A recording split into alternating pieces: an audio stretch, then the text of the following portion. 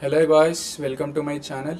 Today we are going to discuss about Python tuples, which are immutable sequences. Discover the power and precision of Python tuples. These ordered immutable sequences are fundamental to robust data handling. Learn the core characteristics, creation methods, and practical applications in your code. So what is a tuple? Tuples are defined using parentheses or the tuple constructor. They are designed for data integrity. What are its key characteristics?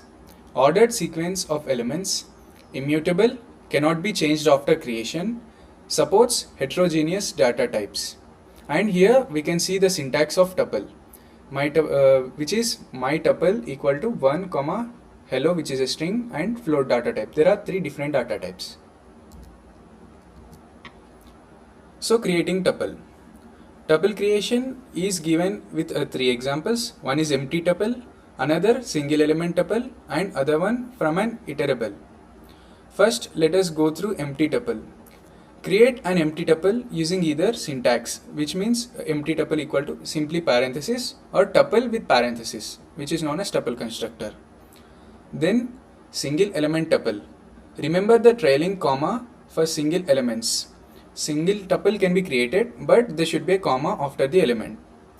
From an iterable. Converts list or other iterables to tuples easily. We create a list, my list, and using tuple constructor, we can convert the list into tuple.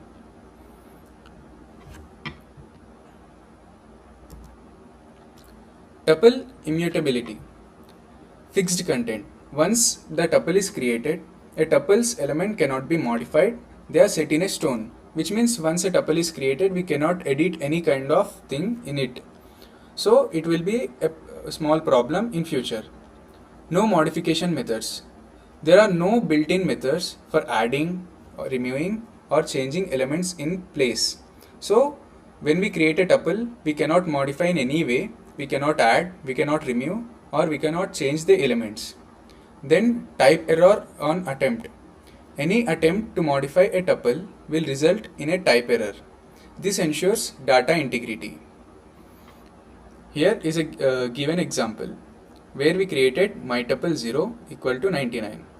It raises a type error. Tuple operations.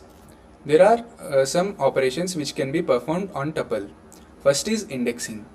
Accesses elements by their position starting from 0. We can access the element using the syntax given below, where we write my tuple name and in square brackets the index number. Then slicing. Extract a new subtuple from a range. By giving a following range using colon in between, we can access some subtuple. Concatenation. When we create two tuples and you want to join them both, we can combine using concatenation method, where we have to add the both tuples, tuple 1 plus tuple 2.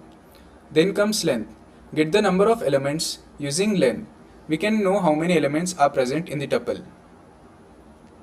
Here in the right, there are some basic examples. Tuple unpacking. Assign to variables. Directly assign tuple elements to individual variables in one line. This makes code concise or small. Match length. The number of variables must exactly match the tuple's length. Mismatch causes an error.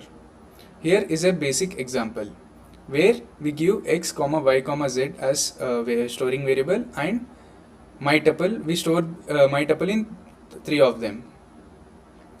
Then function returns. Perfect for functions that need to return multiple distinct values efficiently. Simplifies handling results. Use cases for tuples. Fixed collections, ideal for representing items that should not change, like coordinate or RGB colors. Database records. Store rows of data fetched from a database where each field corresponds to a tuple element. Dictionary keys. Since tuples are immutable, they can be used as keys in dictionaries, unlike lists. Multiple returns. Functions can return several values neatly bounded as a single tuple. Summary. Immutable sequences. Tuples are ordered and their contents remain unchanged after creation. This ensures stability. Efficient data storage. They are efficient for storing data meant to be read only. This is key for critical data. Then third, elegant assignment. Unpacking provides a clean and readable way to assign multiple variables simultaneously. Utilize it efficiently. Thank you.